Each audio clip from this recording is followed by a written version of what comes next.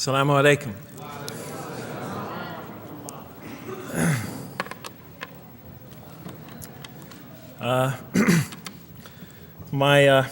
I've come from the University of Kansas. We're playing in the Final Four this very instant. So I want to let you know that you've asked a lot of me today. No, I'm just joking. All right, very briefly, I just want to talk a little bit about what the Quran has to say about the purpose of life. I think this is an extremely important subject, especially for Muslims living in America, because we're sort of a minority, a new religion here, and many people are interested in what we believe. And I think the primary question that people want answered when they first consider another religion is how that religion views the purpose of life, the purpose of of our existence here. And so I'm going to begin, though, talking about an atheist's point of view, because I want to talk about what sort of answers the Quran might have for an atheist. So to begin this, I need to talk for about 5 or 10 minutes about what I believe contributed to my becoming an atheist, because I grew up in a Christian family. And then I'll talk for about 45 minutes or so about what I experienced in the Quran and how that sort of changed my perception. So it's very simple. But my wife always says I should summarize what I'm going to do before I talk, because it's easy to get lost in my speeches. And my wife doesn't have a lot of confidence in my speaking ability. Okay, so let me start out by mentioning that my mother certainly played no role in my becoming an atheist. My mother was a wonderful woman, a beautiful lady. She had tremendous dignity and class. The neighbors loved her. She was a registered nurse, and she put in many extra hours at the hospital. She worked in the ward that dealt with dying patients, and when I would come and pick her up late from work at night, not all the patients, but many of the patients would drag me over and talk to me and tell me what a wonderful woman my mother was. When she died, her funeral was packed, and person after person that came up to me had a story to tell about my mother and her goodness. Time and time again, people described her as, "Jeff, your mother is a true saint."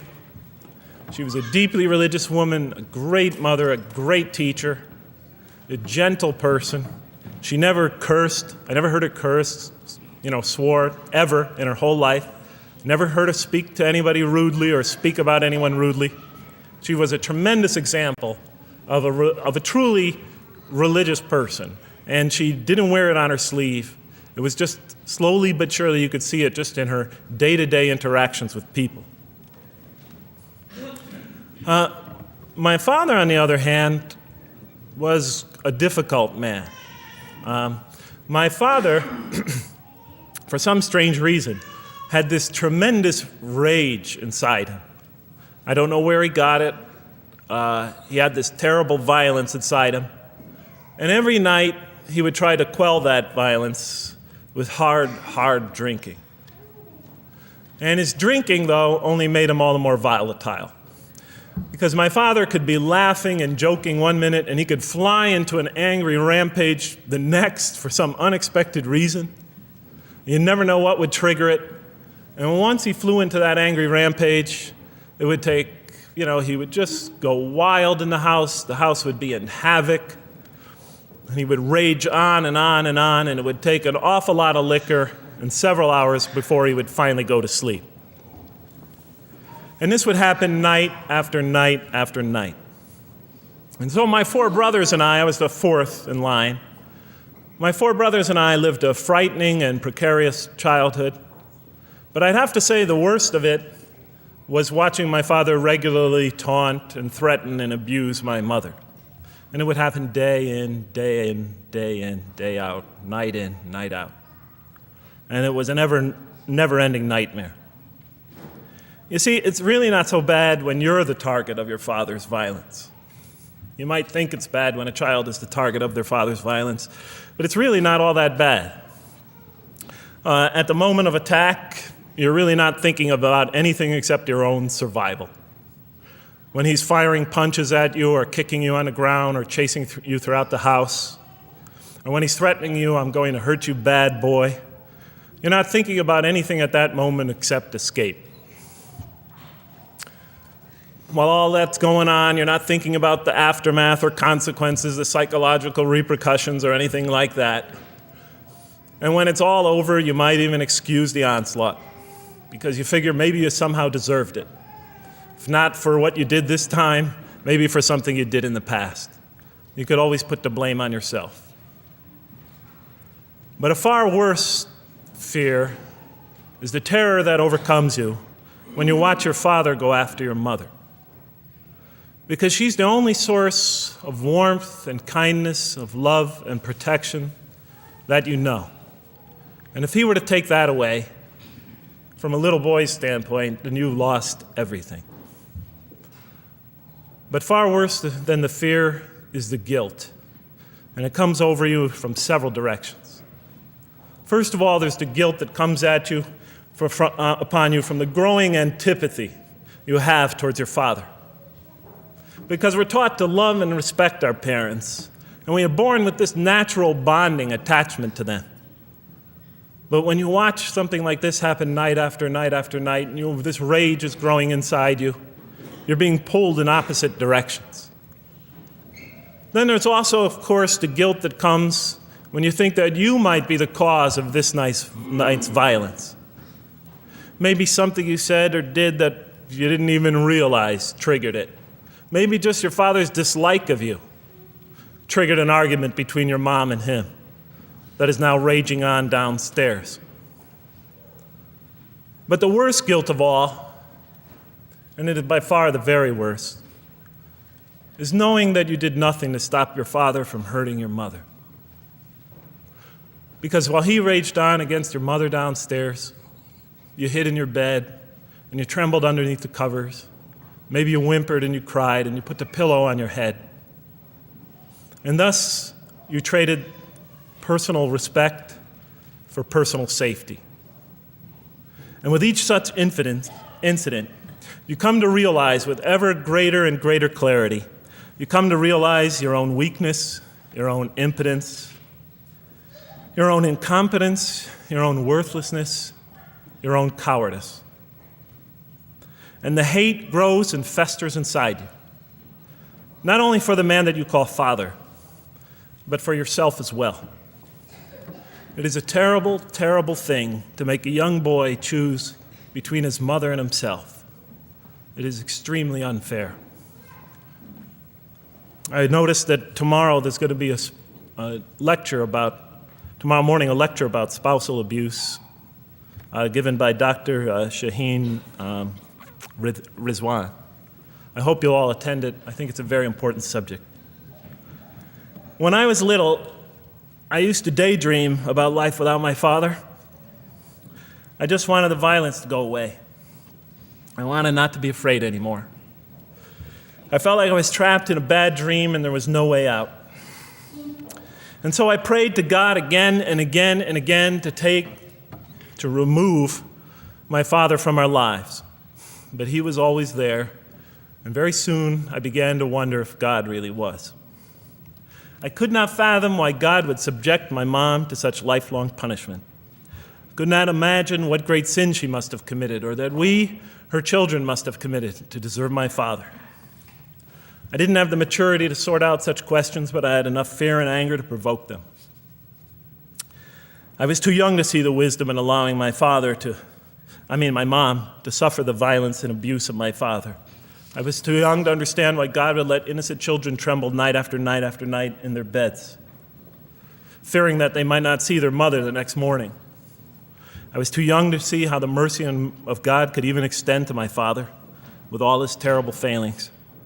All I could see in my world was chaos and violence and fear, and so it became easy for me to question the existence of God, and I began to do that at a very early age. I'll even say that the turmoil of the 60s and 70s That's the age when I was a teenager in the late 60s, early 70s, only reinforced my skepticism. When John and Robert F. Kennedy were assassinated or Martin Luther King was gunned down, when Vice President Agnew was kicked out of office and Richard Nixon soon after him, when the race riots erupted in city streets like mine, and gang fights erupted in our cities, many of those which I was involved in, when I saw the bizarre and senseless carnage of Vietnam, they all confirmed the lesson that was already ingrained in me and that my father had taught me so well, that the world is dominated by random, consuming, undiscriminating violence. And very soon I began to ask why. Why would God make it that way? Why wouldn't he just pop us into heaven from the first and spare us all this suffering? Why does he let little children in Vietnam get napalmed and run down the street naked on fire when they had done nothing to deserve it? Why does he let the race riots go on? Why does he let the leaders be assassinated? Why does he just let the violence go on and on and on for people who had nothing to do with it? It wasn't of their own making. Why didn't he just make us angels and pop us into heaven if he could make us angels, which I was always taught he could? Why did he make us so susceptible to sin? Why didn't he make us impervious to it, like he made the angels? Is this the best world he could create, I thought? Is this the most perfect world he could create for our existence, for our beginning? I just couldn't figure it. And all the explanations I received from priests and doctors and lawyers, from whoever, spoke to me or taught me, they just didn't make sense to me. In any case, so I became an atheist when I was 16, even though I was going to Catholic school at the time. Declared myself an atheist in one class. It was a confrontation between me and a priest. We were talking about God and the purpose of life. And I expressed my views, and he said, well, then you don't believe in God. I said, well, I guess I don't. And then through my junior and senior year of high school, I got an F in religion, even though I continued to do very well on the tests. In any case, when I was 28, to make a long story short, some friends of mine gave me a copy of the Quran. And one night I was sitting in Diamond Heights, my apartment in Diamond Heights in San Francisco. I was working that time at the University of San Francisco. I was 27, 28 at that time, I can't remember. And I ran out of stuff to read, and I took this gift that my friends gave me and I began to read it. And I came to the first verse. Well, I opened the Quran, read the first page, then the second, and then very quickly, in the second surah, about 37 verses into the Quran, I came upon the story of mankind. And I have to admit, I read through it very quickly. It was about 9-10 verses long, story of the first man and woman. And I recognized some of the details. It was similar to what I had learned when I was a child, but I noticed that there was something wrong. It was apparent to me that whoever authored this Quran, of course I wasn't a Muslim at the time, so I didn't have any idea who that was, whoever authored this Quran clearly did not understand the real meaning of the story, because they had obviously gotten the details confused. They didn't even understand the whole purpose of the story.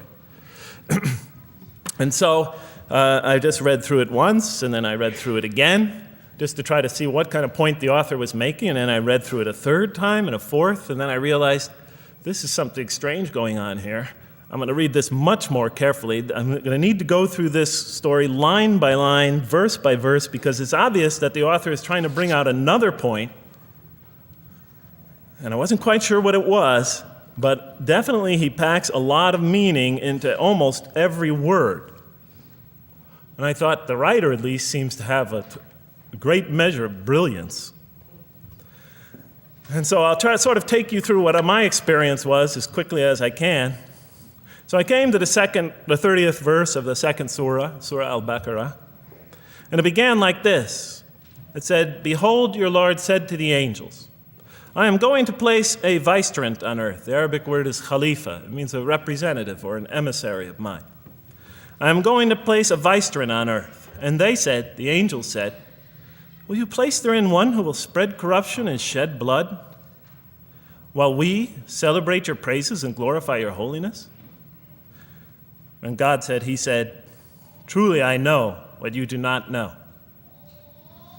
See, that's the verse that hooked me. That's the verse that caught my attention. That's the one that kept on making me read the story again and again and again. Because listen to the way it begins. Behold, your Lord said to the angels, I am going to place a representative of mine on earth, a vicegerent of mine, an emissary, one who acts on my behalf.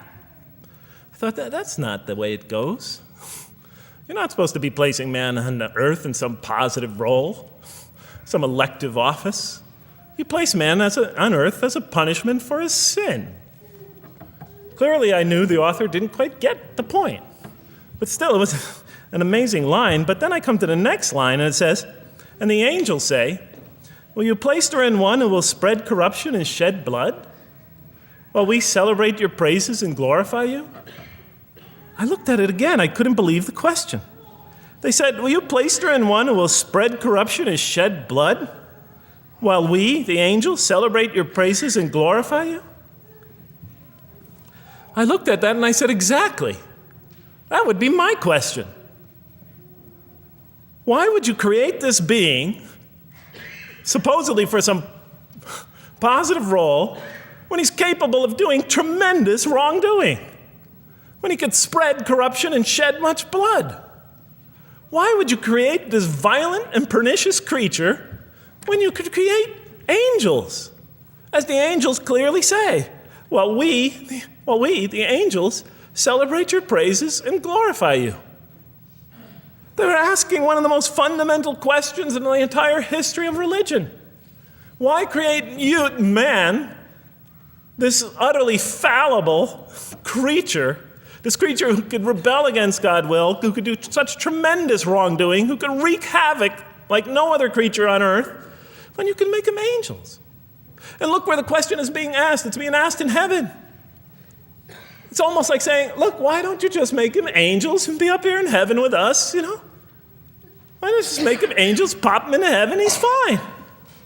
Why would you put him on earth where he could feel distant from you, where he could work out his worst criminal tendencies, act them out, feeling somehow independent and apart from you and free to do whatever he wants, when you could just make them angels and put them into heaven and make them perfectly submissive to your will? I looked at that question and said, that's my question. I'm not even a single verse into the story of mankind, and there before me I see my question. That whole question, everything that I ever thought, everything that I ever experienced, everything that I ever knew was in that question. It was as if the author took my life and wanted to pick out exactly the right question to humiliate me, to provoke me, to anger me. Why create man, this most destructive and violent creature, when you could make them angels? And then look at the answer. And God said, truly I know what you do not know. In modern parlance, we would say, I know exactly what I'm doing. I read that and said, what? You know what you do not know? You know exactly what you're doing? Well, please inform me. Tell me what you're doing. Because, I'm 28 years old and I haven't figured out it yet. And I have a lot of issues that I'm still dealing with that's connected to this question. You can't just get off that easy. You can't just tell me you know exactly what you're doing. Not after what I've been through. Not after you made me this way. And then I realized, of course, I was arguing with a God I didn't even believe in. And that would happen several times as I read through the Quran. And sometimes I would just get into so agitated by what I read, I'd start arguing with this voice that I'm reading before me, that's calling to me. So we turn to the next verse. Well, it turns out that the Quran just doesn't dismiss the question. It starts to answer it a little bit. And in the next verse it says, and God taught Adam the names of all things. And then he placed them before the angels and said, tell me their names if you are right. So this verse is clearly referring to the previous one. But notice what it says. Now, from my own background, I remember Adam naming things, but it wasn't connected to any answer to any philosophical question. But here, notice what it says. And he taught Adam the names of all things. And I realized already, just from the first verse, you got to read these verses very carefully because it's packed with a lot of symbolism and meaning.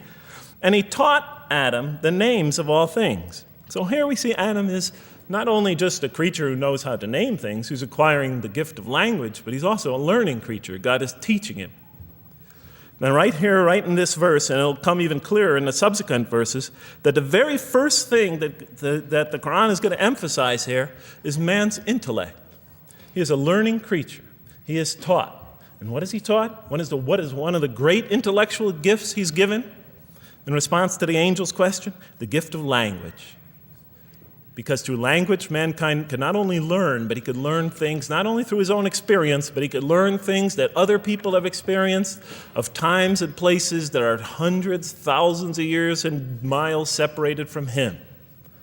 And so that all our knowledge becomes cumulative. Every generation learning from the generation before it. I'm learning today from authors I read from other sides of the world that may have existed 2,000 years ago. And so we all contribute to our collective learning and knowledge.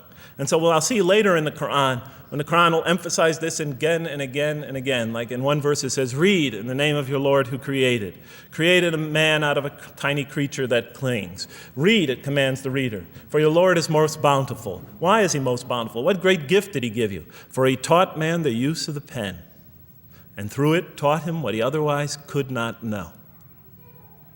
And time again, the Quran will call upon man to use his intellectual faculties and swear by his intellectual faculties and to use them correctly because they play a fundamental role in guiding him to truth. I never came upon a scripture that puts so much emphasis on the correct use of our intellectual faculties, on the harnessing of reason in helping us attain to faith. And he taught Adam the names of all things. And then he placed them before the angels and said, tell me their names if you are right. Okay, you have this you have this natural question about this creation of mankind. Here, this mankind is this human being, this human creature is a learning creature. He has many intellectual gifts. Here, I'm going to place these things before you. Tell me their names if you are right about man. And what did the angels say? In the next verse they say, glory to you. We have no knowledge except what you have taught us. In truth, it is you who are knowing, the wise. They say this task, this intellectual test that's put before them is beyond their grasp. Notice what they emphasize. We have no knowledge. This would take knowledge. This would take an intellect that they don't possess.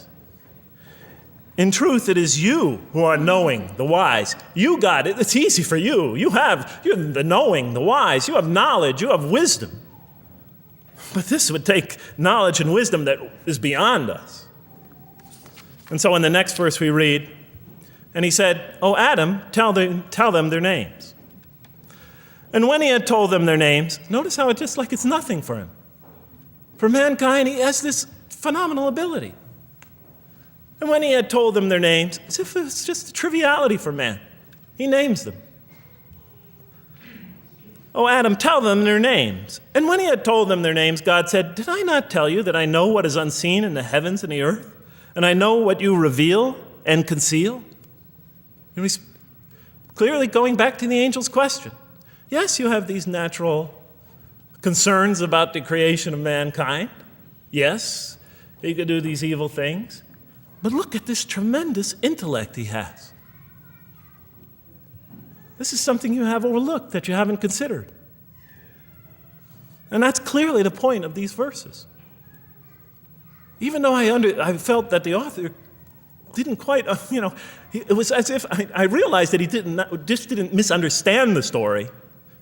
He was taking one of the great stories in the history of humankind, one of the fundamental greatest stories in the history of mankind, and molding it and using it as a vehicle for an entirely original message.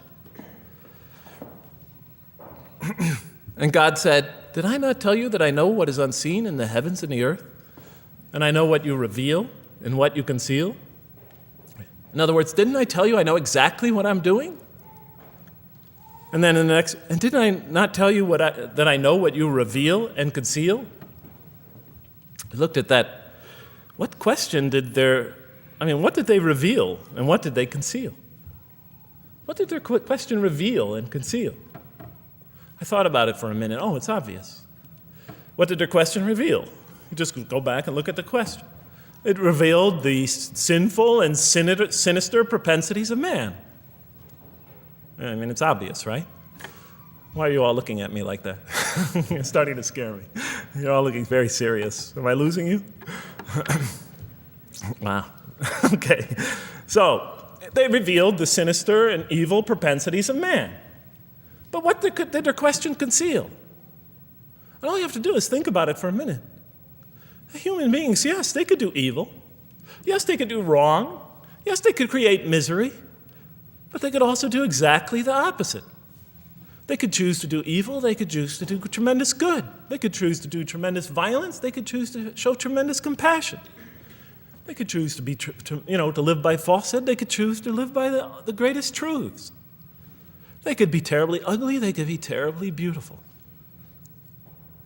And up until that point in my life, I, like the angels, that only saw one side of the coin. For the first time when I read that verse, believe it or not, it was an eye-opener for me. I had always been obsessed with the evil potentials of human beings. When I read that verse, I realized that, and I had a great example right in front of me with my own mom, I realized that I had been blinded by only one side of human nature. So we go on to the next verse. And behold, we said to the angels, bow down to Adam, and they bowed down.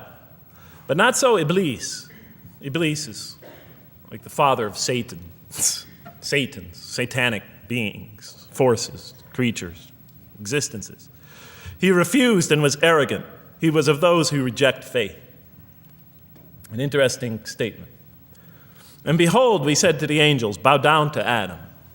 And they bowed down. Bowing down could symbolize two things. Bowing down could symbolize the superiority or potential superiority of one being over another, and so they bowed down to them. Bowing down could also mean that they serve that creature in some respect. Of course, the Quran says that all beings serve God, all created beings serve God. But this verse seems to be indicating, and the rest of the Quran will make it clear, that these angelic beings, these angelic entities, will serve the development of mankind. We'll even see later that the satanic beings serve the development of mankind. Both forces, angelic and satanic, will serve the development of mankind. Because one will present man with a choice to do the most altruistic things. The other will simultaneously try to influence man in the opposite direction. And so human beings will be moral creatures, and will have to make moral decisions. And it's in those moral decisions that they will grow spiritually and morally as human beings. And they'll take that into the next life.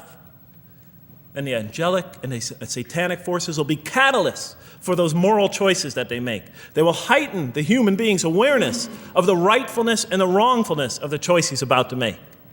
And the self, the soul, the nafs, as they say in Arabic, will have to make the ultimate choice between good and evil. And that choice, that test will come again and again and again as human beings either grow or decline. And those tests will come again and again and again to try to help him towards his spiritual evolution, to bring him back. But that choice is ultimately ours. But I'm getting ahead of myself. And so we said to the angels, bow down to Adam, and they bowed down.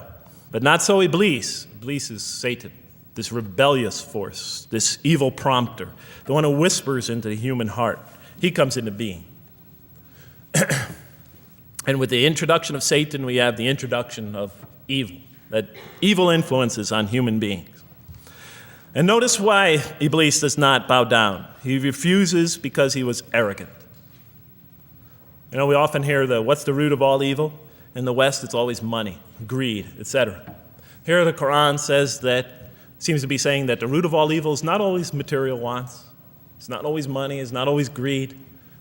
At the heart of evil is arrogance, putting yourself above all others, of assigning to yourself special priority and neglecting the rights of others, of pride and arrogance and envy, the source of evil. He was of those who reject faith. I looked at that verse and I said, okay, I get why you would create angels, to sort of influence man in a positive direction. But why in this story now are you introducing Satan? What sort of role was Satan play? And then, of course, you just think about it for a minute and you say, yes. The story is telling us that on one hand, we have these magnanimous urgings come from one direction. On the other hand, we have these satanic urgings coming from another direction. In other words, the Quran is telling us that man is not only a learning creature, but he's a moral creature. He has understanding of right and wrong. And God infuses those, and allows those influences to come to him. Man is not only an intelligent being, but a moral being. And so, the Quran is not all that difficult to understand. You just sort of read it, I found, and you just sort of follow your nose through it and see what it's saying. I'm sure as most of you in this audience know. Okay, so we see that man is not only a learning creature, but he is a moral being as well. There's another verse in the Quran that says, by the soul and that which whispers into it, or which breathes into it. It's morality, it's immorality, and it's God consciousness. Both of these we are under the influence of. And God allows us to be under the influences of this. He creates us to be exposed to both influences. And then the verse says, truly he is successful, who causes it to grow. Causes his soul, his self, his real self to grow. And truly he is lost who stunts it, who disallows, who destroys his personal growth. So mankind is not only an intellectual being, but a moral being. And we said in the next verse, O Adam, dwell you and your spouse in the garden, and eat freely thereof what you wish, But come not near this tree, for then you will be among the wrongdoers. I looked at this verse and I was starting to wonder if the author was drifting back to the old story again. I was confused. And we said, O Adam, dwell you and your spouse in the garden, and eat freely thereof what you wish, but come not near this tree, for you will be among the wrongdoers. I thought it was drifting back to the old story. Man sins, man's punished for his sins with earthly life. Maybe the author is drifting, he had a good idea, and now he's drifting back to the sort of traditional story. Maybe he couldn't make his mind up what story he wanted. Except for a couple things about this verse, and this happened with almost every verse as I read through it, is that the whole tenor of the passage is sort of not what you would expect. I noticed that the Quran in this story has a tremendous penchant for understating things. Because it says, and said to Adam, dwell you and your spouse in the garden, and eat freely thereof what you wish, to Adam and his spouse. But come not near this tree, for you will be among the wrongdoers. I mean, there's no sense of God being threatened by the possibility of man eating from the tree. In this story, we don't see in this verse, we don't see that God is nervous at the prospect, that he's threatened by the prospect, that he's anxious about it. The tree that he picks, it seems like he's just picking out any tree. Nothing special about the tree. Go not near this tree, for you will be among the wrongdoers. Satan will later come to him and tell him it's a tree of eternal life, of a kingdom that never decays. Turns out to be a complete falsehood in his part. Nothing special about the tree. It's just a tree. God's not nervous at the prospect at all. In the tradition that I came from, God is threatened by the prospect. He has to put an angel with a fiery sword by to protect the tree so that mankind never goes next to it again. I'm not putting it down. I'm just pointing out the difference of the story. They're both beautifully told. But he has to guard the tree. Why? Because if they eat from it, they'll become gods like us. This man, he already has a rebellious nature. Can you imagine if he eats from this tree? No, can't let him get near that tree. But here, just, calmly says, but if you do, you'll be among the wrongdoers. God is not worried about himself. It's just warning man, making it clear that if you do this, you've committed a wrongful deed. Again, the whole tenor of all these verses that you read through it is God knows exactly what he's doing. Okay, next verse. But Satan caused them to slip and expelled them from the state in which they were. And we said, go you all down, some of you being the enemies of others, And on earth will be your dwelling place and provision for a time. What? I said. I mean, I was expecting now the rage, the anger, the violence, the jealousy. That's what I was expecting. Okay, they eat from the tree. Where's the rage, the violence? I'm going to punish you now. You're going to sweat on earth. And you're going to suffer, and you're going to stub your toe, and you're going to work, and you're going to labor. And you're going to die there for what you did. And where is the woman? All right?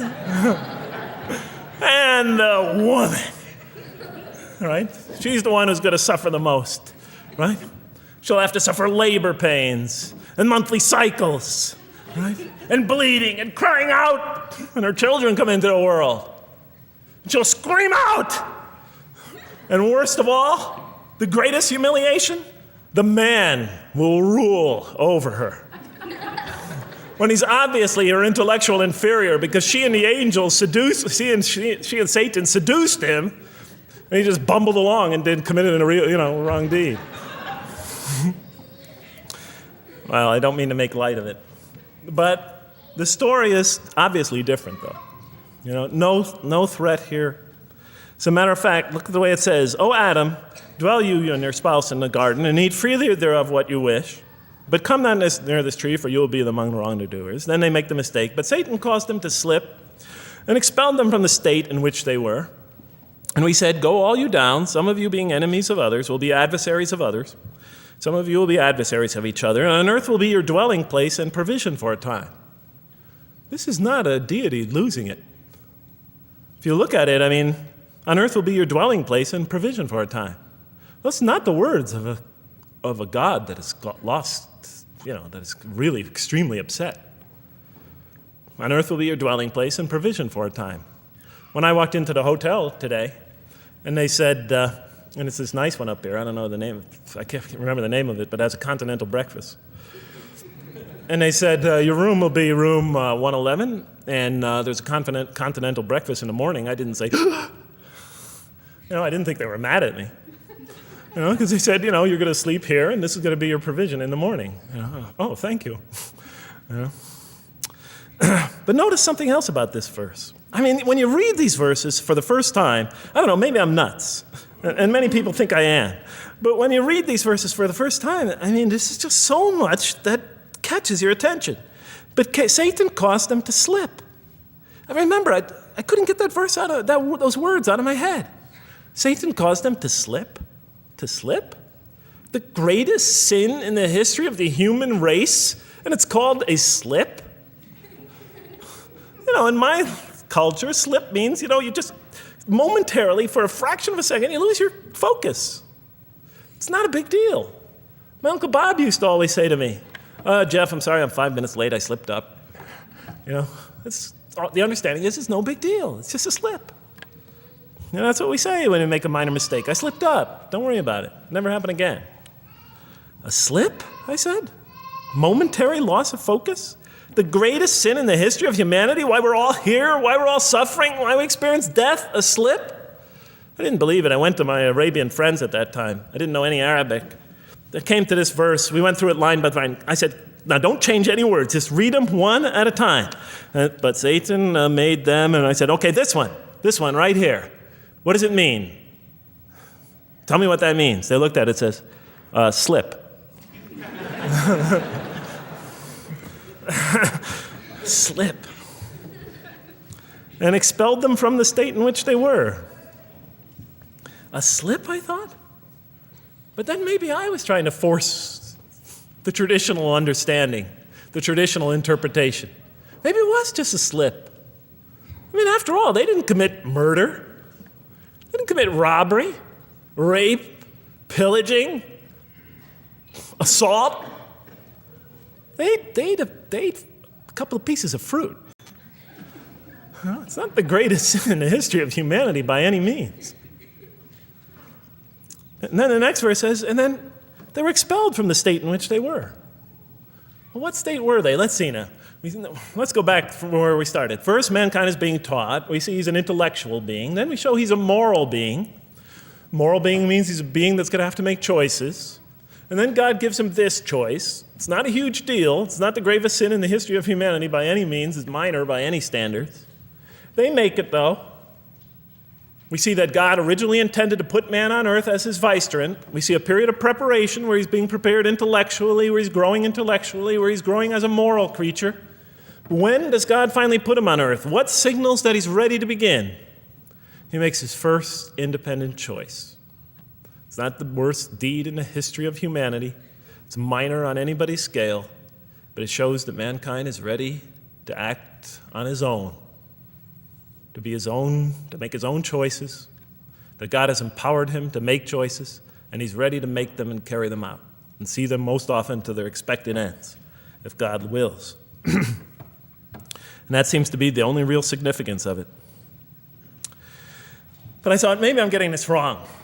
Maybe God just blows off into an angry rampage the next verse. So I look at the next one and it says, "And then Adam received words from his Lord. And God turned to him mercifully, for he's oft returning, ever merciful." Well, if I had any doubts up till now that God is not enraged by what this has happened, that God hasn't prepared mankind for this choice, for what was eventually going to happen, that all this was preparation for mankind to begin his earthly sojourn in this famous allegory. If I had any doubts before now, I had them, certainly didn't have them after reading this verse. This verse is entirely consoling, reaching and merciful, reaching out to mankind in mercy. Mankind goes to earth. He's obviously afraid. He obviously feels remorse. He's in an unfamiliar environment. And what does God do? He turns to him. He turns to him. In Arabic, the word has the meaning of like a father turning towards an infant or a child or somebody, or a parent, a mother turning towards her child. And he turns to him mercifully, for God is oft returning, ever merciful. And Adam receives words from his Lord. What kind of words? Probably words of consolation, words of hope, words tell him not to be scared. And in the next verse, we see those are exactly the type of words that Adam receives. He says, "Go down," Adam and his spouse, "go down from this state, all of you together." Repeating that again, just so that we know that this is not a punishment here. "Go down from this state, all of you together, and truly there will come to you guidance from me. And whoever follows my guidance has nothing to fear, nor shall they grieve." It is an emotional picture. This young couple is here, in fear and in shame, feeling remorse, and God reaches out to them and turns towards them and tells them, "You have nothing to fear, nor shall you grieve. I know this is tough for you, but you've been prepared for it up till now, through your entire existence. It had to happen. This is a necessary stage in your development, in your growth, but just hang in there, follow my guidance, be true to me and I'll be true to you. I'll guide you, I'll help you, I'll do whatever you need. Just follow my guidance and you have nothing to fear, nor shall you grieve." Okay. So I was impressed. I thought this author, whom I didn't know, I thought was extremely brilliant. Because the story is entirely coherent, but it's bringing out entirely new meaning. And it's stressing some things in the human equation that I would never have normally thought of. Actually, I thought these sort of things argued against the existence of God. Here, the author was using them to say, look at these. These play a fundamental role in the purpose of life. What? Intellect. Human beings have intellect. Right. In response to the angel's question, they are moral creatures, and they are subjected to evil and angelic promptings. And they have to choose between them again and again and again throughout their existence. And their growth, which the Quran talks about frequently, is going to depend on that. We're here to grow, as we will see. But it emphasizes choice. Human beings are creatures of choice. It also emphasizes suffering. Suffering. Hey, that's pretty nice writing. It also emphasizes suffering. Human beings are going to suffer here on earth. That's the first thing that the story mentions. Spread corruption and shed blood? Havoc, suffering, pain? Yes, these three things play essential roles somehow, the story is saying, in our development on earth, in our very purpose of our development. These are the three things we've always had the most trouble grappling with, all theologies have. Why give us intellect if it leads us often to challenge in our minds the existence of God? If we can't reconcile the existence of God with our minds, with our reason, why give us choice if we can choose to do wrong? Just make us angels. Why let us suffer so on earth? Just pop us into heaven. And here the Quran is telling that these play essential roles in our attaining of faith. Not only these, of course, it also mentions guidance, God's forgiveness, revelation, etc., angelic forces, satanic temptation. It mentions all these other things as well, but these three essentially really caught my attention. I never expected that these three things would be emphasized. And so as I read through the Quran, I looked, anytime I saw anything that seemed to relate to this, I would write down notes and underline it. And I would walk up and down in San Francisco with my pen as I'm walking, because I like to walk about 7 miles every day, and I'd be underlining. My friends would always say, "Jeff, what book are you reading?" And I would lie to them. I'd tell them, "Oh, it's a great novel or something." I didn't want them to know that I was reading the Quran. I think they thought I was going nuts.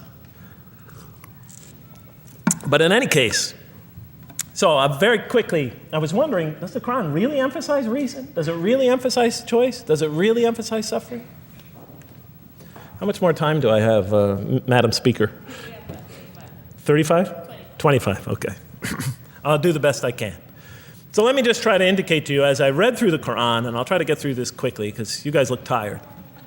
And I know you're interested to find out how that basketball game is turning out. Let's see, does the Quran really emphasize reason as essential to human growth, to this experience we're having on earth, to our very purpose? And the answer is definitely yes.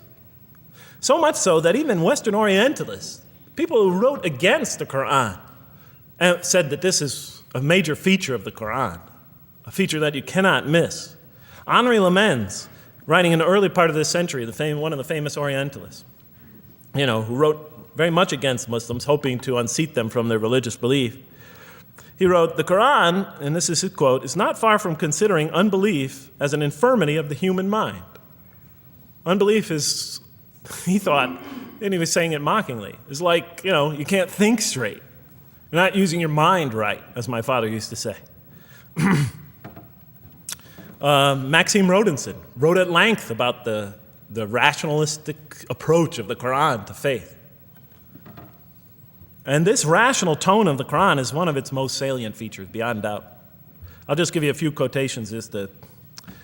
One of its fundamental themes is that people ignore or reject God's signs and corrupt religion precisely because they do not use their reason. And the Quran will say that again and again and again. The Quran says about the disbelievers, they refuse to reason and are a people who do not reason. I have 7 such quotes in the Quran. The Quran will say, will you not reason?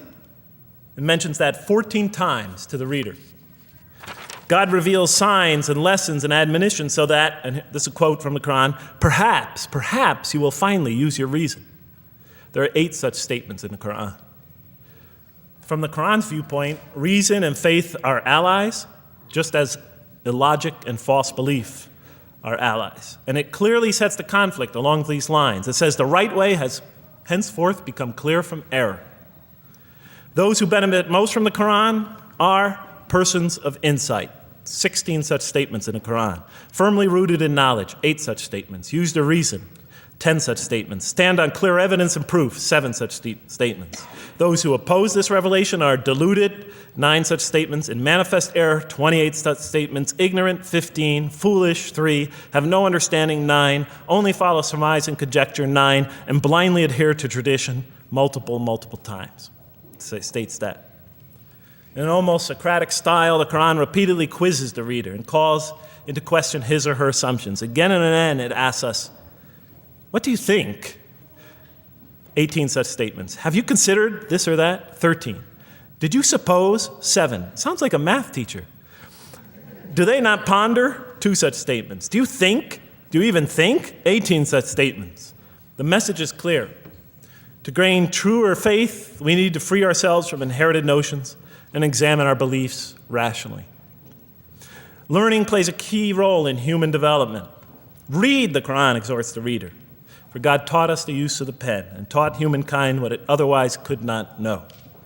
In life, nature, and history, in the Quran, there are signs and lessons for those who are wise. There are 21 such statements. The Quran states over 100 times that it has been revealed to make things clear. I thought the author of this Quran must have had a strong mathematical insight, a natural mathematician. All throughout, when I was reading, I was trying to imagine what he must have been like. God teaches humanity both directly and indirectly, and sometimes so subtly that we are unaware of his instruction. Thus, he tests us in multifarious ways. Of course, I just want to make it clear, Muslims believe God himself is the author of the Quran. Sometimes I give this speech and people come away and ask me, Jeff, who is the author of the Quran anyway? But I didn't know. So I was just trying to figure it out. Repetition is indicative of the importance given to certain ideas. It should be observed that the Arabic word for knowledge in the Quran, ilm, appears 854 times in the text in its various forms. It's one of the most frequently occurring words. So the Quran really does put great emphasis on reason in our spiritual quest. Does it put great emphasis on choice? Well, here's what it has to say. Let there be no compulsion in religion. The right way is henceforth clear from error. It's a choice, and it must be freely made. And it's a choice between correctness and error, between right and error, between reason and falsity. Had God willed, he could have indeed guided you all, it says in the Quran. I went, why not? I thought. Why not just guide us all? Why let some of us choose to go this way and that way? The Quran was constantly provoking me as I read it.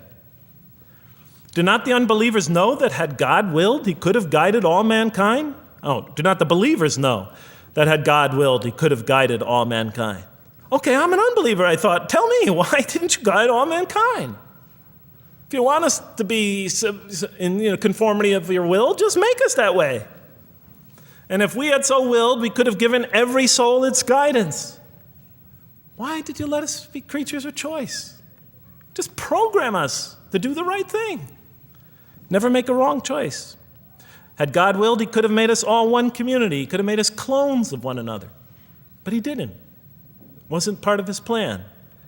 Enlightenment has come from your Lord. He who sees does so to his own good. He who is blind is so to his own hurt.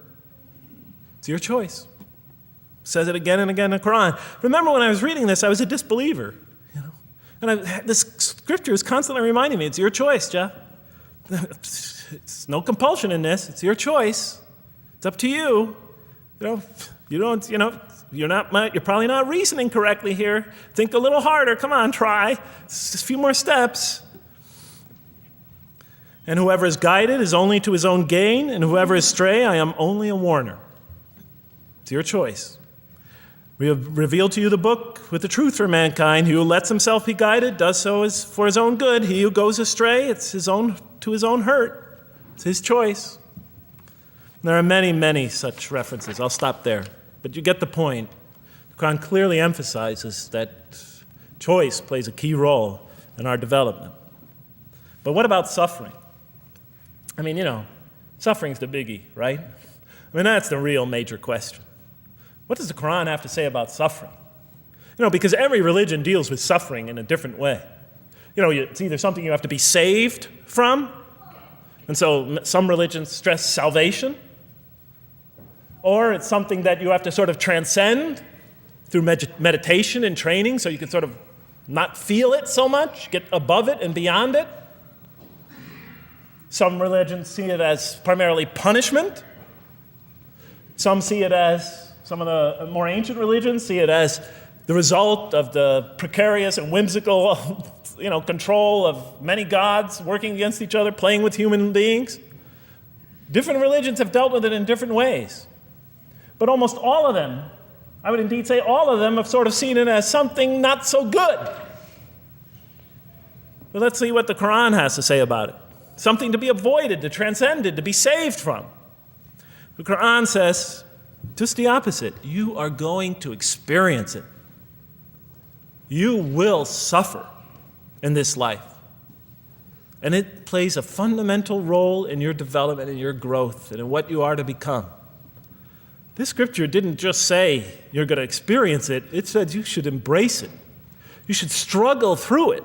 Your life should be a struggle, it says. It should be a jihad. Yeah, right? But that's what it says. Jihad means struggle. When the Quran most says jihad, it's very seldom, it's most often not in the context of fighting. Qital is the Arabic word for fighting. But it says even in the Mecca verses, long before Muslims had to defend themselves against their oppressors, it mentions that you have to struggle in the path of God. With the Quran, it even says. Struggle in the path of God with this Quran. Life is a struggle. It says in one verse, most assuredly we will try you with something of danger and hunger and the loss of worldly goods, with the loss of your lives and the fruits of your labor. Most assuredly we will try you. It's not just talking about evil people, good people. But give the good news, the glad tidings. Be happy for those who are patient in adversity and suffering. Good news, I thought? Doesn't the author understand the terrible effects of suffering? Give the good news to those who are patient through adversity, who when calamity befalls them say, truly unto God we belong and truly unto him we shall return. In other words, that this could benefit them. It was a remarkable statement. Here's another one. Do you think that you can enter paradise without having the like of those who passed away before you? And the next verses start to explain these people were good people who suffered terribly. Do you think that you can enter paradise without going through the same? Why, I thought? Why do we have to suffer in life? Misfortune and hardship befell them, and so shaken were they that the apostle and the believers with him would exclaim, when will God's help come? These are good people. When will God's help come? Oh, truly, God's help is always near. You will certainly be tried in your possessions and yourselves, the Quran tells the reader. You're going to face hardship. It's guaranteed. Every soul must taste of death, and we try you with calamity and prosperity, both as a means of trial. And to us you are returned. You are going to have hardship here. There is going to be no heaven on earth. This environment is made to be an environment of adversity. It is made to be an environment where you have to work, where you have to struggle, where you have to strive.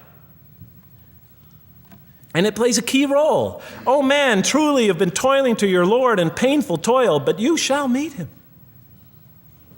You're toiling, yes, but you shall meet him. We certainly created man to face distress. What, I thought?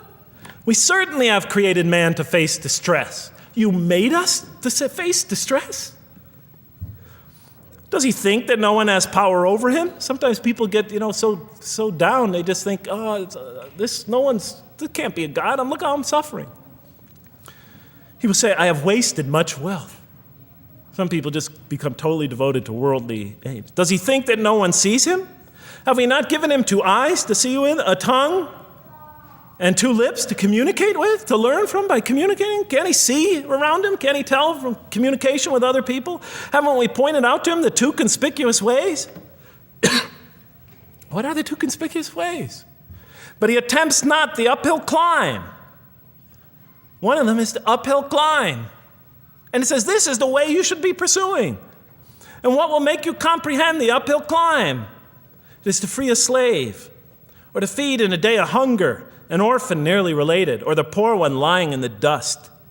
Then he or she is of those who believe, and exhorts one another to patience, and exhorts one another to mercy. You have not attained to faith until you struggle the uphill climb. It's telling us you should pursue the uphill climb. What is the uphill climb? Reaching out to your fellow man who suffers, to feed the poor one, to help the poor soul that's lying in the dust. And all over the world there are people in that state. And we watch the news as if it's just entertainment. And the Quran tells us this is something you should involve yourself in. That is the road that you should travel. It describes a successful life as an uphill climb. Well, I can see I'm running out of time, so I'm going to have to tie this up in about 15 minutes, I guess. But definitely the Quran emphasizes these three elements in the human drama. But as I read through it, I couldn't see how it all fit together. I mean, why didn't God just, why? Why do we have to experience these? What purpose do they play? Just pop us in a heaven, beam us up, I thought. Well, one thing, like I mentioned before, the Quran will repeatedly emphasize that we're here to grow and to learn. And I'll give you 4 or 5 quick verses because I know you're tired. It says, Our Lord, and raise up in their midst a messenger from among them, who shall recite unto them your signs, and that shall teach them the book and the wisdom, and who shall cause them to grow. We have to learn wisdom in the book, and Revelation in particular, and who shall cause us to grow. And we have sent among you of yourselves a messenger to recite our signs to you and to cause you to grow. Truly God was gracious to the believers, this is in the 3rd surah, when he raised up from among them a messenger from themselves to recite his signs to them and to cause them to grow. It is he who has sent among you who has sent among the unlettered people a messenger from among them to recite his signs and to cause them to grow. These are all distinct references. Just 2 more. There are many more. And the soul and that which breathed into it, its immorality and its God consciousness. He is indeed successful who causes it to grow, and he is indeed a failure who stunts it. And in the 92nd surah, Surah Al-Layl, it says, Far removed from it will be the righteous who give his wealth that he may grow. So the purpose somehow is to grow. We're in a growing, learning, developing experience. We weren't just created when we came into the world. This is actually a stage of our creation. Just as our development in the womb was a stage in our creation, our essential stage in our physical creation, this is an essential stage in our personality creation, in the creation of our real being, that which we take into the next life, our essential selves. We've gone from the physical creation in the womb, primarily physical, now to the human creation, the personality creation in this stage. I thought maybe I'm, projecting my own neurosis into the scripture. Maybe it doesn't really emphasize that life has a purpose. But time and time again, I would find it does. For example, just quickly it says, those who remember God standing and sitting and lying down and reflect upon the creations of the heaven and earth and say, Our Lord, you did not create all this in vain. You did not create all this in purpose. Just when I was starting to think, maybe the Quran really doesn't state a purpose of life. It really doesn't mean there's a real purpose of life. Maybe I'm reading into it something that is there. I would come upon verses like that would force me to just read a little further, make me think, well, maybe it's just around the corner. We have not created the heaven and the earth and whatever is between them in play. If we wished to take a sport, we could have done it by ourselves, if we were to do that at all. God doesn't create to satisfy his whims or fancies or entertain himself. Do you think that we created you purposely and that you will not be returned to us? It says in the 23rd surah, the true sovereign is too exalted above that. In the 44th surah, we did not create the heavens and earth and all that is between them in play. That serves a purpose. Now, what sort of purpose can it possibly serve? So I tried to, apparently the Quran speaks about believers and those who are the rejectors. You have the believers on the one hand, the rejectors on the other. Now, apparently God has created us to be believers. So I tried to study what the Quran has to say about the believers, and it's a natural thing to do, to see what it wants us to become, if it has anything to do with these essential elements that it stated. I mean, it's a natural way to approach it. I think you agree. Do you agree? Somebody nod your head. That's what I say to my math students. Just one head nod is enough for a mathematician. Get one head going, okay, I did my job. Okay. So, how does the Quran describe the believers? What are they supposed to attain to? What is their ultimate thing that they're supposed to get? What are they ultimately supposed to achieve? And it's very clear when you read the Quran that what they will achieve in this life and will experience to so much greater degree in the next is they will experience a relationship of love with God. They will turn to God in love, and God will turn to them in love.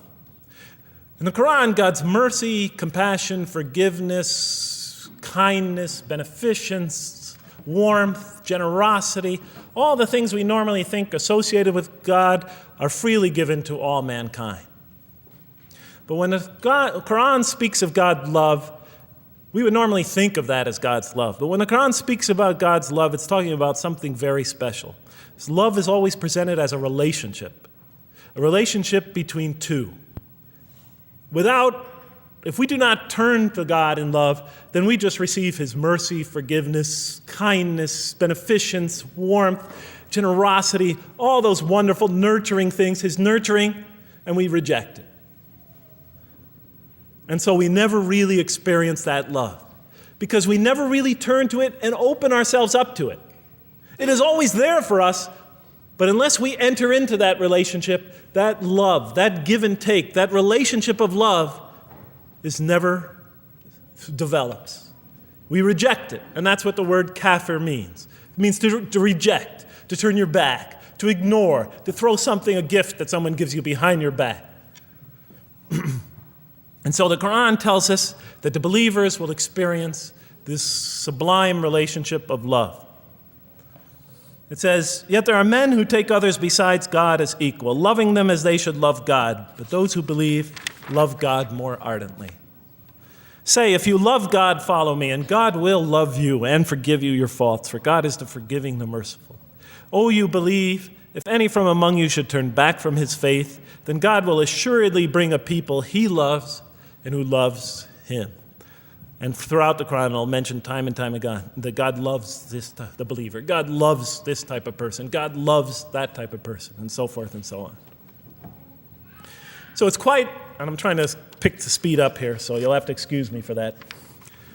But it is apparent from the Quran that one of the purposes of creation, maybe the essential purpose of the creation, is to produce from this subset of humanity that will freely enter a relationship of love with God. They will not only experience the beauty of other relationships in their lives, but this love that they will experience with God is the sublime experience that they will enjoy. Not only in this life, but infinitely greater in the next, when all the distractions, all the masks are stripped away. Okay, I thought, you created us to love you, for us to turn to you in love and to experience your love, to receive and experience your love. But why do you need these? Just pop us into heaven, love us, and make us love you. Program us to love you. You'll make my dog love me. Do the same sort of thing. I kept on coming back to the same issue. Just do it. Okay. Still couldn't see it, and I was almost through the Quran, and I thought either I'm dumb or this scripture just never really got to it. Okay, so I didn't give up. I thought, okay, what's the next natural thing to do? Okay, so we're here to develop this relationship of love with God. The Quran tells us that, if we are believers and we do good, we'll experience great joy and peace in this life, not only through our relationship with God, but through complementary relationships with all the people around us, and this world will be a one for us of peace and serenity, even though we have to struggle and survive and suffer. But I couldn't see, how this all tied in with this suffering business and why he couldn't just put us into heaven. So what's the next natural thing to say? Okay, so we're created to have this relationship of love with God, to enter this relationship, to experience and receive all that he has to offer us. So the natural thing to do is to study the two partners in that relationship.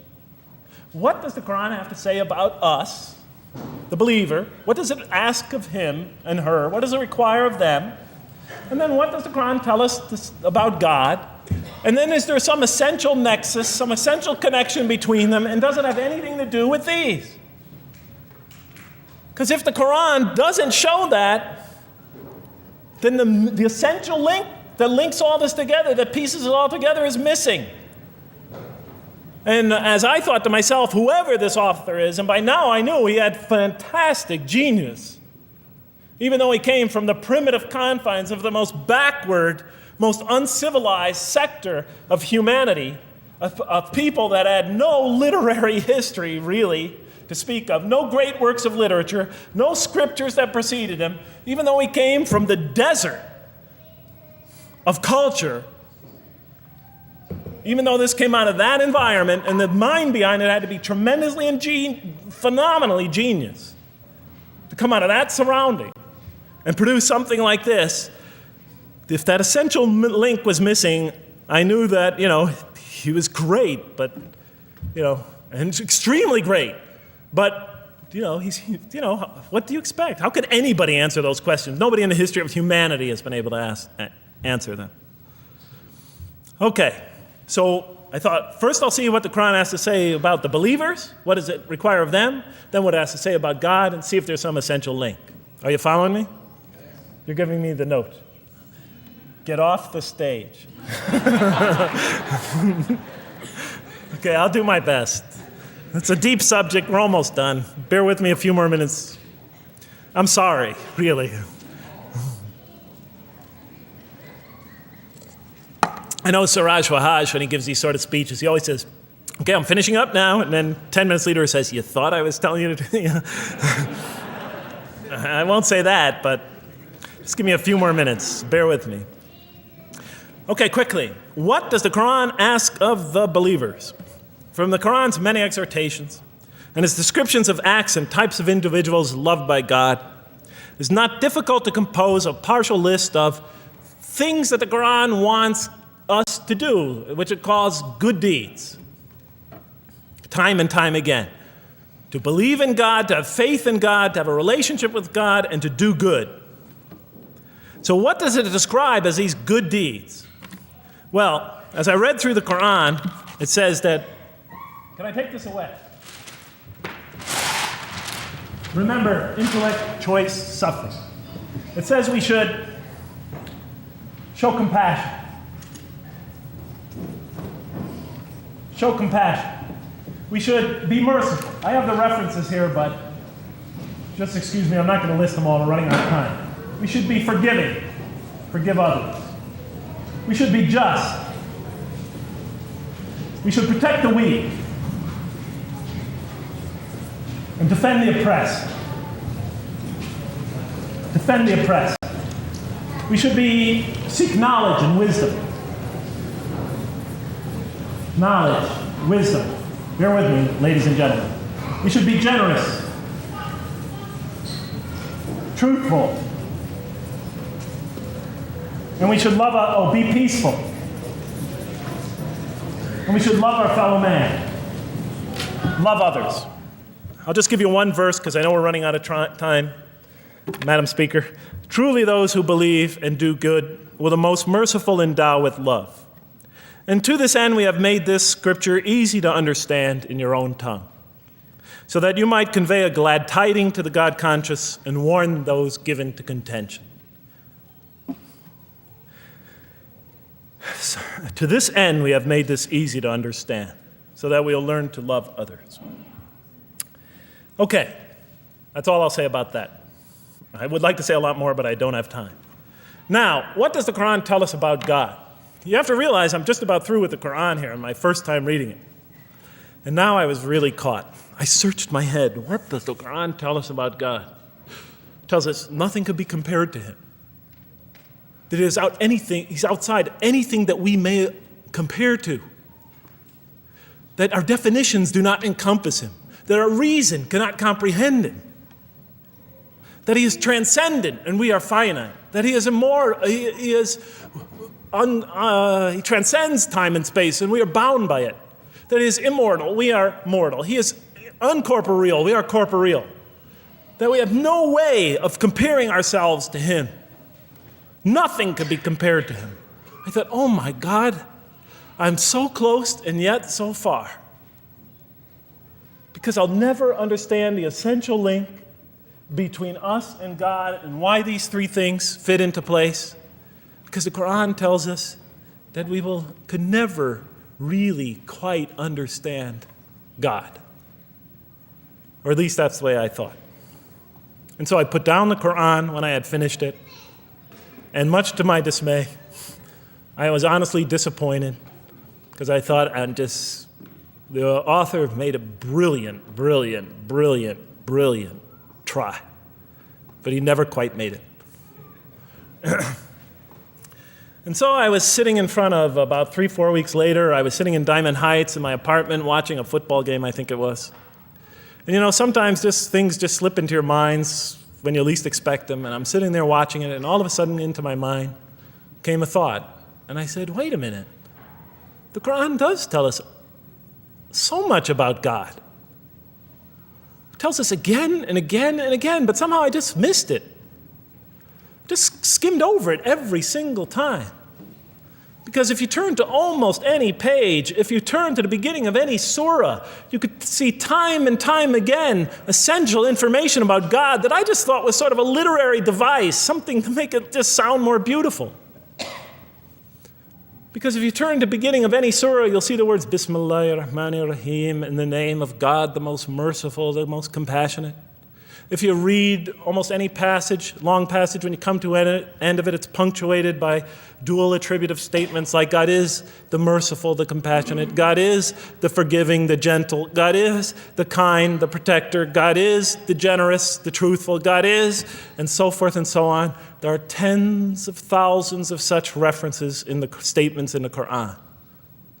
What the Quran defines as God's most beautiful names, his attributes of perfection, repeated again and again and again on almost every page. And as I sat there, sitting by the television, I started to jot them down in my, on my little piece of notebook there. Same notebook I used to jot these down before. And I began to list from my own mind the attributes of perfection as I remembered them. And they were, God is the compassionate. God is the merciful. God is the forgiving. God is the just, the protector, the defender of the oppressed and the weak, the knowing, the wise, the generous, the kind, the truthful, the loving, the peaceful, the source of all peace, the truth, and so forth and so on. Every item I had listed in my list for the qualities that we human beings are supposed to develop, the Quran was telling me had its infinite source and perfection in Allah, in God. And then all of a sudden, all the pieces fell together. Then I suddenly saw it, as I see most of you probably see as well. That now, suddenly it all began to make sense to me. In what way do I say that? Well, it was now obvious why we had to develop these qualities. It was now obvious how these things on the floor here fell into place. And I'll just say it clearly. We're here to develop a relationship with God, to become closer to God. But how can you become closer to God when he's transcendent and you're finite, when he's immortal and you're immortal, when you're vice versa? When he's immortal and you're mortal, when he's unbound, fettered by time and space, and you are, and so forth and so on. How can you become close to that one? If I want to become close to you, I need to have something to share with you, something that we have in common. So, for example, if I want to come close to this young man here physically, I'll approach him because we both have bodies, and I can position my body closer to him. Physical presence, bodily presence is something we both share. If I want to become closer to that gentleman back there, if I want to become closer to him intellectually, I'll reason with him so we will have a convergence of minds because we both possess reason. If I want to become closer to one of my sisters on this side emotionally, I'll try to appeal to their sentiments because we both share feelings and similar types of experiences that generate those feelings. But how does one become closer to God? What do we share with him? We share with him exactly what he gave us. Because the Quran tells us that when we came into this life, he breathes into our spirit something of his spirit. And that we come into this world with the seed of these very qualities within us. And we could either kill them, stunt them, as the Quran says, or cause them to grow. And when we grow in these, we grow in our ability not just to experience tremendous beauty in life through all this, but we grow in our ability to receive and experience the infinite beauty, the infinite peace, the infinite truth, the infinite compassion, the infinite mercy, the infinite, etc., all the way down the list, that only comes from the infinite perfect source of all these. The more we grow in mercy, the more we grow in our ability to receive and experience in this life and in the next, to an infinitely greater degree, the mercy of God. The more we grow in compassion, the more we grow in our ability to receive and experience God's compassion in this life through prayer and through ritual and through contemplation and through other experience of others. And of course, infinitely more in the next life, the compassion of God. The more we grow in our truthfulness, the more we grow in our ability to experience God, the truth, because all truth comes from God. The more we grow in these things, the more we grow in our ability to receive and experience God's attributes of perfection. The more we grow in our ability to receive and experience His being. And that sort of nearness we are growing to Him is tied to our essential nature and to His. It's more than just physical nearness. It's more than just a convergence of ideas. It's more than just a convergence of feelings. It's a convergence of essential beings. It's the closest type of nearness two can feel, two can experience. I'll just give you a quick analogy, because this helped my children. Let's pretend I have a goldfish, a dog, and 3 children. 3 daughters, let's say. And I do have 3 daughters. No matter how much of my love, compassion, forgiveness, caring I pour upon that goldfish, it could only experience it to a tiny degree. It might not even really be aware of it, because it's a very primitive creature. But my dog, on the other hand, when I show it all my kindness, all my love, all my compassion, all of what is essentially me, it can experience it to a much higher degree than my goldfish. And through its interaction with me, through its own trying to give its own self to me, we could experience a quite wonderful relationship. But my children, especially as they grow older and go through their own experience and their own development, could receive and experience all the love and the compassion and the forgiveness and the caring and the generosity and the protection, everything I have to offer. They could experience my being to a much higher degree than my dog ever can. And we could have a relationship of beauty that I could never have with my dog. As much as I love animals, having had 3 daughters, I know that the relationship that you have with 3 beautiful daughters could never even come close. No other relationship could approximate that. Of course, my relationship with my wife is also extremely beautiful, and she might hear this. And she's a wonderful woman, really. I mean, she's the source of so much beauty. But, okay, Madam Chairman, I am ready. So that seems to bring it all together. So now, I thought, wait a minute. That doesn't explain this. Why the intellect? Why the choice? Why the suffering? I thought, you almost had me, this Quran. You almost duped me. You almost tricked me, seduced me into accepting this philosophy. But wait a minute. What about intellect, choice, suffering? Why do we have to experience these? Why couldn't you just programmed us to be merciful, compassionate, forgiving, etc.? Why do we have to go through all this? And then, of course, the answer came to me as quickly as I thought of it. So we are creatures, and we grow, and we become. And yes, and you could make us anything you want, but you can't contain any of those attributes I listed without these 3 things. In mathematics, we try, 3 premises that go into, proving a theorem. We try to see if we could take one of them away, and if it's essential. And all 3 of these are definitely essential. For example, you could program a computer never to make an incorrect statement, but it doesn't become a truthful computer. Never heard anybody say to me, Jeff, this Macintosh is the most truthful computer I ever saw. If it's programmed, it's not truth. You could program a CAT scan to help the sick, but it doesn't become compassionate. Never heard a doctor say, Jeff, if you want to see a compassionate CAT scan, you come right over here. Right? Because all those things, compassion, forgiveness, truth, caring, love, all are born out of choice, suffering, and reason. In order to do a compassionate deed, when we consider reaching out to someone in compassion, that person, first of all, that's inconceivable without the presence of suffering, an environment where there's suffering. And when we decide to help them or not, we reason in our minds, what is this going to require of me? It's going to require some suffering on my part, some of my giving of myself. And without that mental process, it doesn't become a compassionate deed. And if it isn't by choice, it's not a compassionate deed. It's that choice that makes it compassionate. Same thing with truth. Truth is a choice between telling the truth or not telling the truth. Oftentimes we tell it when we're at risk to our own personal loss.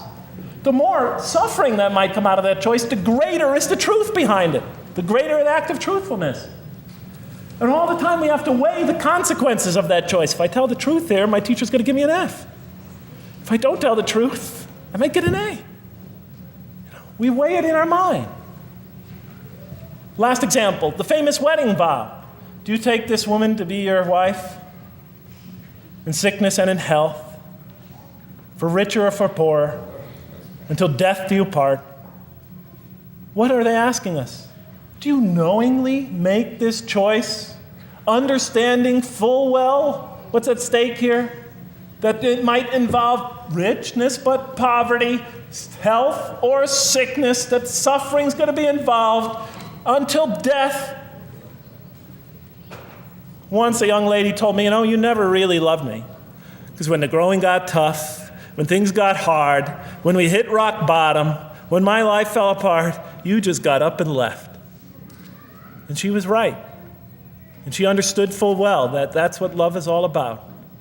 It is through giving and suffering together and hanging in there with each other and not bailing out and persevering through suffering, making that choice and knowing what you're doing. All those three things are essential.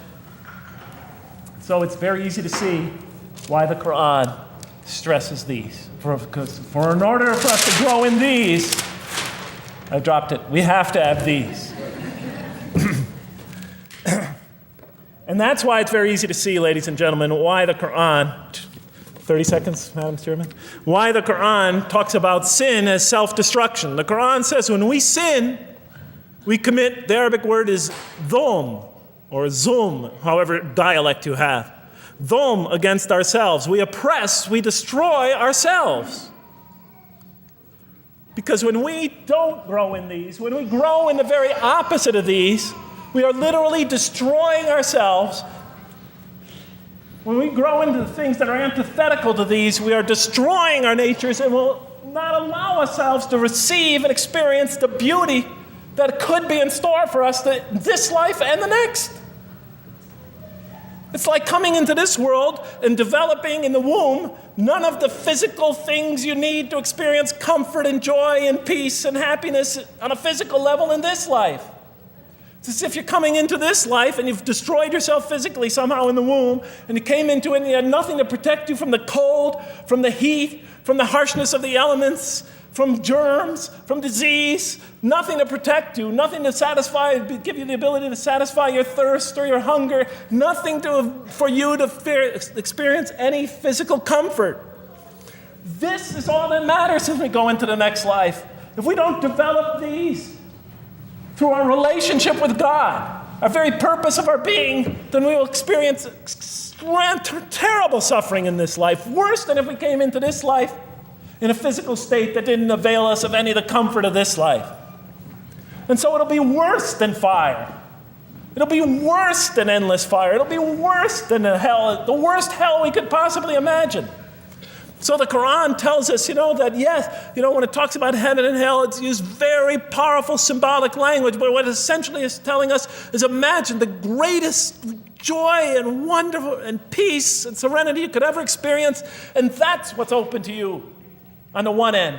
But on the other end, imagine the most terrible suffering that you could possibly bring on yourself, and you could also do that to yourself as well. And it'll be worse than anything you could have ever imagined.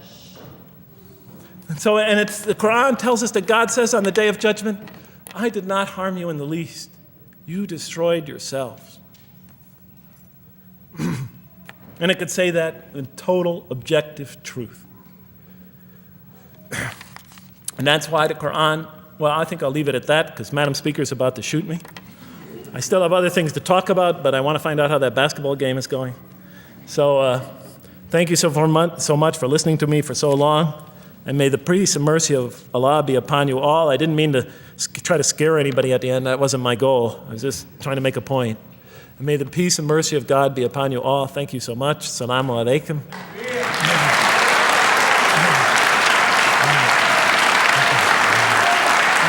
Thank you.